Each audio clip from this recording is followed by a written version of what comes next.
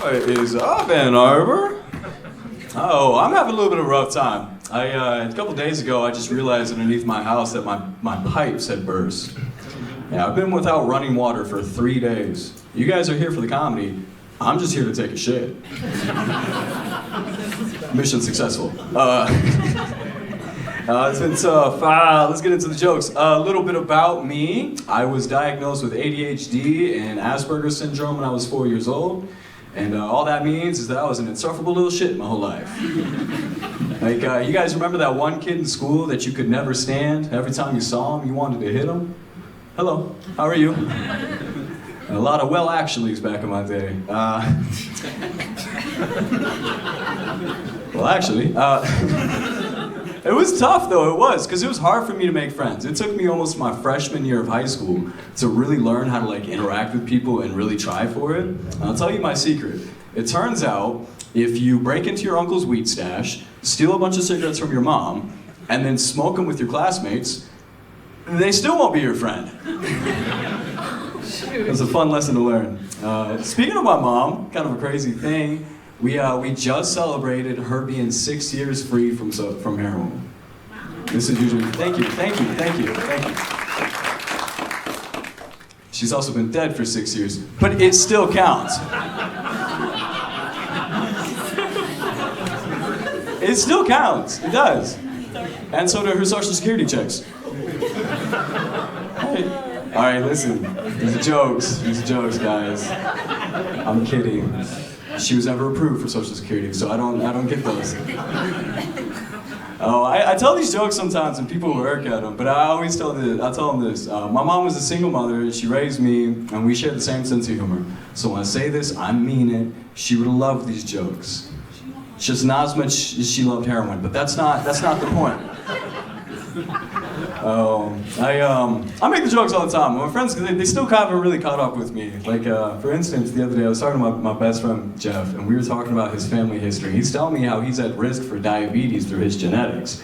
And I was like, man, I wish I knew what conditions I was predisposed to. I have no idea. He goes, well, Will, if you really want to know more about your family history, you should just ask your parents, man. I was like, oh yeah, that's right. I should get the Ouija board out. It's like, am I at risk for a heart attack? Sacrifice small animals. That's not what I asked. But lung cancer does run in the family. Okay, all right, see, there we go. I'm an adult orphan, I am. And it's a weird experience because people don't know how to interact with you. They don't know how to feel for you. They don't know how to feel sympathy for you. Like, I remember right away when it happened, I was telling the guy at work, I was like, yeah, dude, my mom, she just passed away. And he was like, dude, I'm so sorry. That's horrible. But can I have my fries, though? I'm kind of hungry. I was like, oh, wait, that's right. I am working the drive-thru. It's a lot like being a stray cat. The only attention I get is from autistic white women who want to lure me into their home. They're like, come here, I'll say I'm proud of you. And I'm like, ugh. That's like opening up a can of wet food for me. Damn it. Oh, I do stupid stuff all the time. I recently did this stupid thing in my sleep. I bit my lip in the inside of my sleep and convinced myself I had herpes for a week.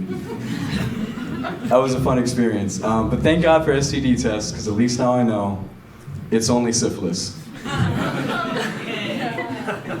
Gotta take my antibiotic now that I think about it. No, but I do a lot of driving. I drive around all the time for comedy, mostly. And something I've learned when I was driving, I've learned that there's a place in Michigan called Hell, Michigan. Did you guys know this? Yeah. Turns out it's just Flint. It took me 15 minutes driving through there to figure that out. And then I stopped for water. We got, anybody a basketball fan in here? Yeah, like 3 people? My target audience. Sweet, awesome.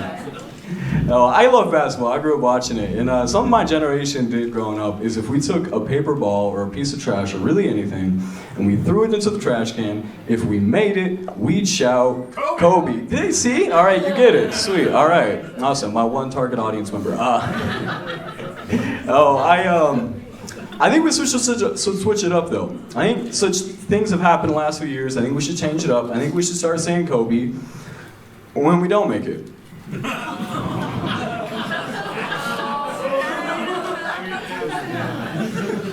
Like for example, you get fired from your job, you make it out to your car, and you're just like, Kobe. Your mom dies from heroin, Kobe. All right, guys. Oh, but I talk to comedians about my jokes sometimes, and we talk about the way people react to them. And they'll tell me that people will compliment them on the stuff they've worked the hardest on, the stuff they have the most polish to, but they never get compliments on their new jokes. And they're like, oh, why can't I get compliments on my new jokes? I'm like, wait, you guys get compliments on your jokes? People just tell me I'm brave. Kobe. All right, thank you, Ann Arbor. You've been amazing. Have a great night. Keep it going for the rest of the comics.